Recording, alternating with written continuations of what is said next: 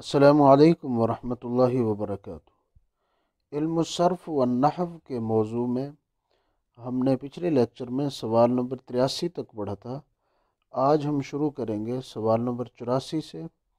اس میں ہم فاعل کے بارے میں پڑھیں گے، اور اسی طرح اس میں مفعول کے بارے میں، مفعول مطلق کے بارے میں، مفعول معہ کے بارے میں، مفعول بہ کے بارے میں، اور اسی طرح ظرف زمان کے بارے میں آج کے لیکچر میں ہم یہ چیزیں پڑھیں گے۔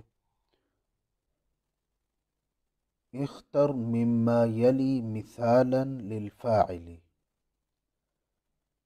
کہ نیچے جو جملے لکھے گئے ہیں ان میں سے وہ جملہ نکالیں جس کے اندر فاعل کی مثال دی گئی ہو۔ تو یہ یہاں پہ پہلا جملہ ہے، وجد مرید مرادہ،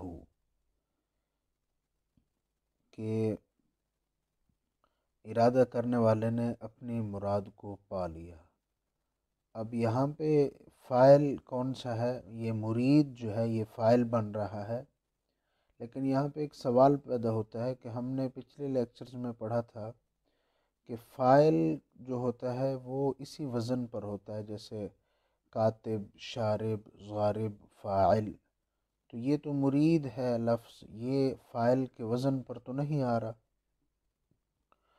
تو اس کا جواب یہ ہے کہ یہ جو فاعل ہم نے پڑھے ہیں پیچھے، غارب، شارب یا کاتب یا قائم، یہ فاعل جو تھے یہ ثلاثی مجرد سے فاعل تھے، اور یہ فاعل جو ہے یہ باب افعال سے ہے، افعل یفعل باب ہے، اس باب سے ہے، اراد یرید سے، تو یہ فاعل پھر مفعل یعنی مرید کے وزن پہ آئے گا۔ تو یہ فاعل ہے لیکن یہ اس وزن پر نہیں ہے۔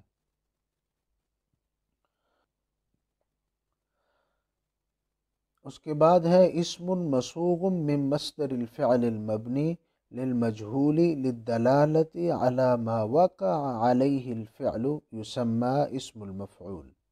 یہاں اسم مفعول کی تعریف کی جا رہی ہے کہ اسم المفعول کسے کہا جاتا ہے۔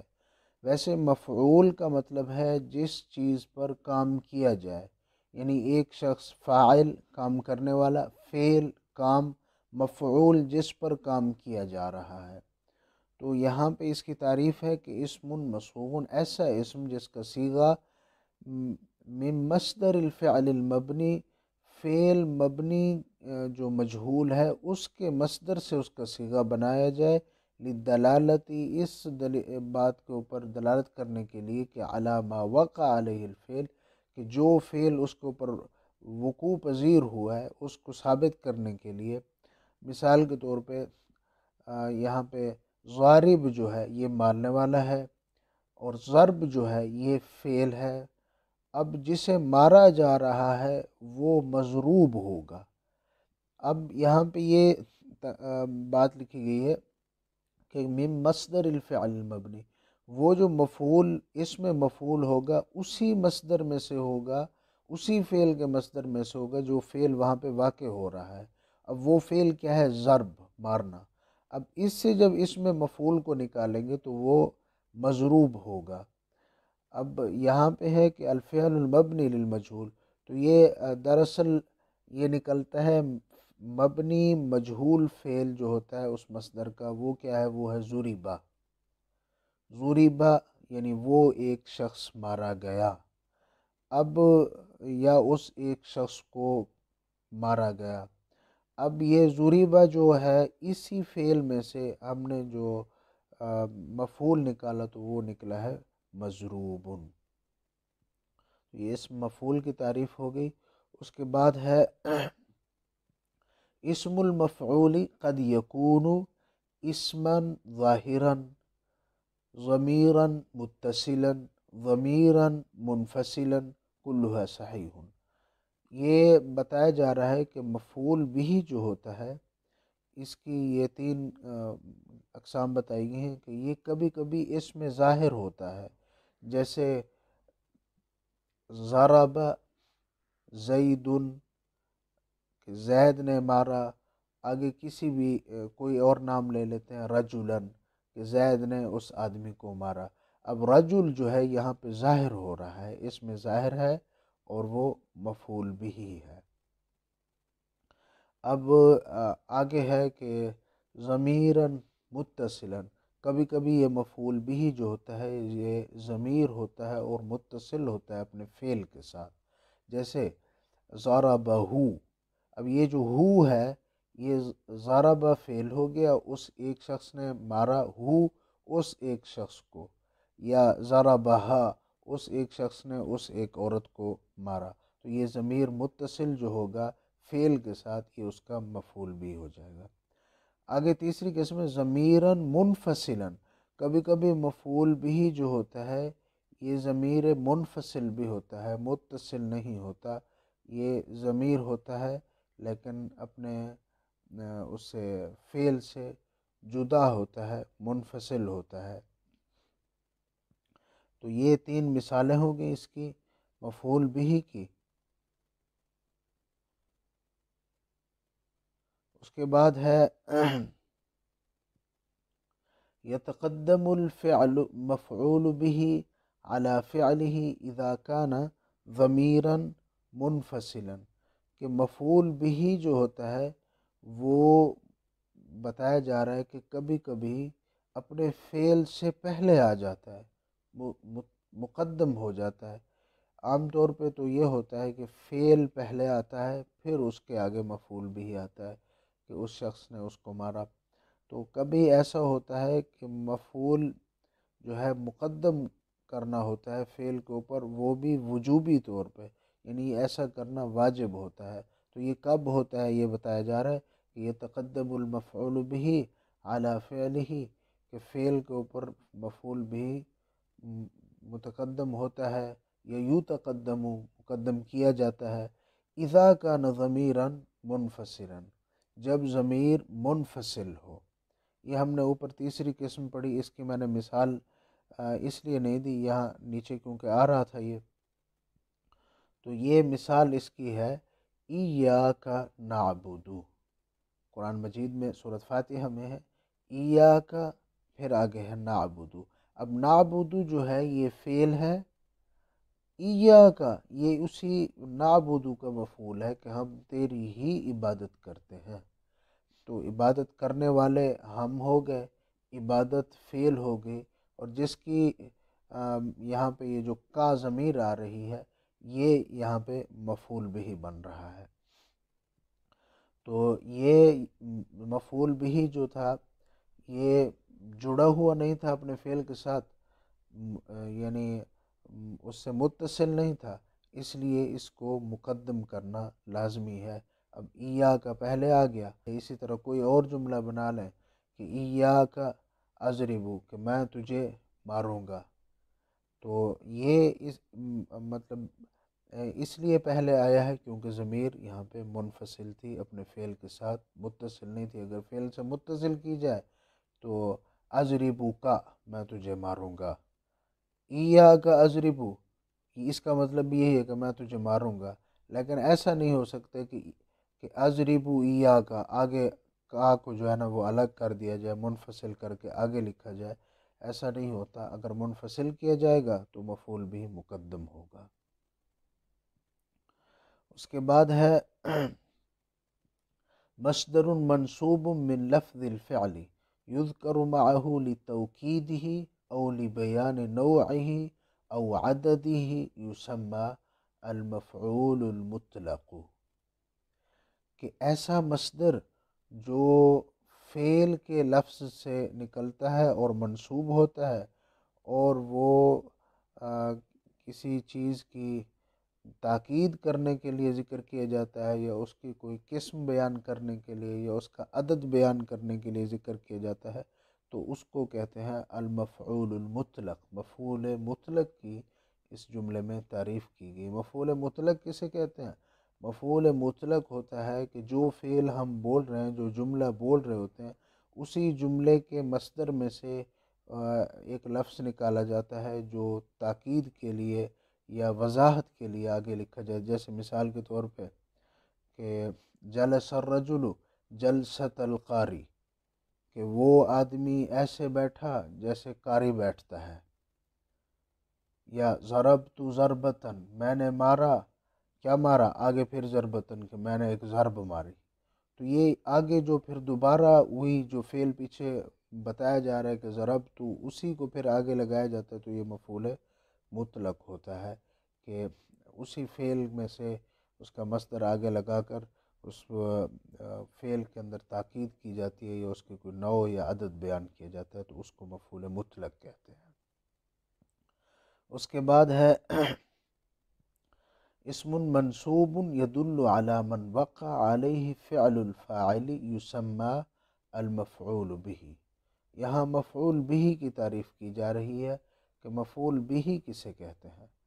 تو ایسا اسم جو منصوب ہوتا ہے اور دلالت کرتا ہے علی من وقع علیہ فعل الفاعل، اس لفظ پر، اس شخص پر یا اس لفظ پر، اس چیز پر دلالت کرتا ہے جس کے اوپر فاعل کا وہ فعل واقع ہو رہا ہوتا ہے. جیسے میں نے پیچھے مثال دی ہے کہ وہ ضارب جو ہوتا ہے مارنے والا ہو گیا، اور ضرب فعل ہو گیا. جو مار کھا رہا ہے وہ مفعول بھی ہے، اس کے اوپر وہ کام کرنے والے کا فعل واقع ہو رہا ہے، اس لیے یہ مفعول بھی ہے اور یہ منصوب ہوتا ہے. یہ اوپر لکھا ہوا ہے. اس کے بعد ہے الاصل فی المفعول لأجلہ ان یکون ویجوز جرہ باللام. پیچھے ہم نے مفعول بھی کے بارے میں پڑھا اور مفعول مطلق کے بارے میں پڑھا. یہاں پہ آ رہا ہے مفعول لأجلہ. مفعول لأجلہ کسے کہتے ہیں؟ مفعول لأجلہ کہتے ہیں کسی خاص کام کے لیے یا کسی وجہ کو ظاہر کرنے کے لیے جو مفعول استعمال کیا جاتا ہے اسے مفعول لأجلہ کہتے ہیں. یعنی فعل جو کیا جا رہا ہوتا ہے اس فعل کی وجہ بیان کی جاتی ہے اس مفعول میں کہ یہ فعل میں نے کیوں کیا ہے، تو اس کو فعل مفعول لأجلہ کہتے ہیں. اور یہاں پہ مفعول لأجلہ کا اعراب بتایا جا رہا ہے کہ اصل میں مفعول لأجلہ ہوتا ہے خالی جگہ یہاں اوپر ہوگا منصوب ہوتا ہے. یہ دیکھ لے، یہ منصوباً کہ مفعول لأجلہ جو ہے وہ منصوب ہوتا ہے. اور دوسرا اس کا قاعدہ بیان کیا گیا وَيَجُوزُ جَرُّهُ بِاللَّامِ، اور لام کے ذریعے اس مفعول بھی کے اوپر نیچے جر بھی لگائی جا سکتی ہے، یہ بھی جائز ہے. یعنی اس مفعول بھی کے پیچھے لام لگا کر اسے مجرور بنا دیا جائے، یہ بھی جائز ہے. اس کی مثال مفعول لأجلہ کی، جیسے اقوم احتراما لأستاذی. اب یہاں پہ قام یقوم، اقوم فعل ہو گیا، احتراما کہ میں کھڑا ہوتا ہوں اپنے استاد کے احترام میں. احتراما جو ہے یہ مفعول لأجلہ ہے. یعنی یہاں اقوم یہ فعل ہو گیا، احتراما یہ مفعول لأجلہ، اس کے اندر کھڑے ہونے کی وجہ بتائی جا رہی ہے کہ میں کھڑا کیوں ہوا. تو اسی طرح جیسے دوسری مثال بنا لیں اصلی طاعتا للہ کہ میں نماز پڑھتا ہوں اللہ کی اطاعت کے لیے. اب یہاں پہ یہ طاعتا جو ہے یہ مفعول لأجلہ ہے، اور اس طاعتاً کہہ کر وجہ بتائی جا رہی ہے کہ میں نماز کیوں پڑھتا ہوں. تو اس کو جو ہے آگے کہا گیا یجوز جرہ باللام، اسے لام کے ساتھ جر بھی دینا جائز ہے. جیسے اقوم لاحترام الاستاد کہ میں استاد کے احترام کے لیے کھڑا ہوتا ہوں.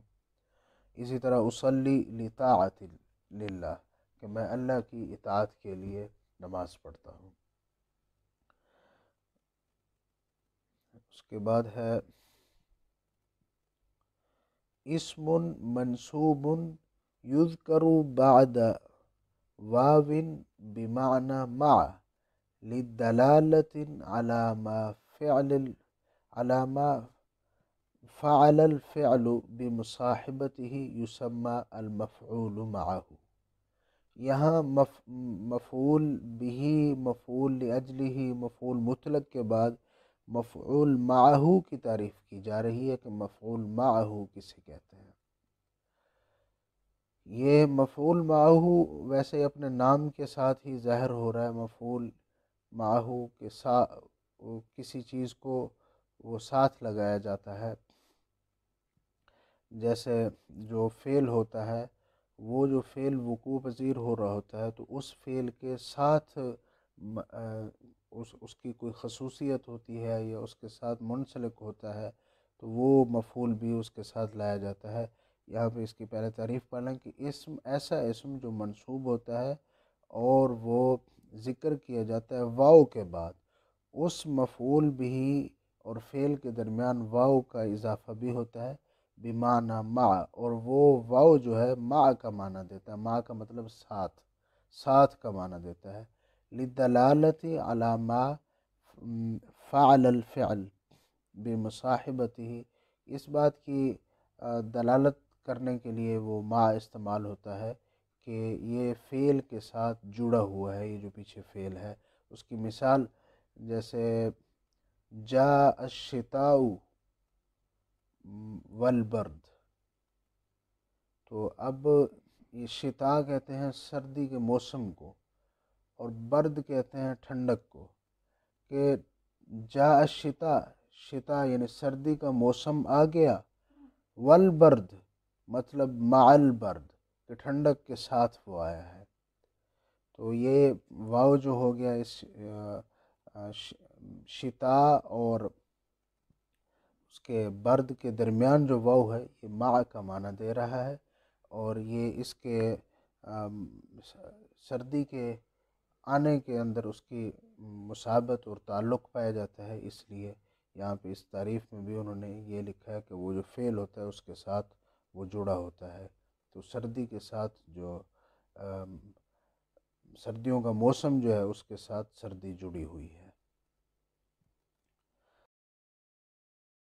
علم الصرف و نحو کے حوالے سے یہ لیکچر اگر آپ کو مفید لگا ہے تو ویڈیو کو لائک کریں، شیئر کریں اور چینل کو سبسکرائب کریں۔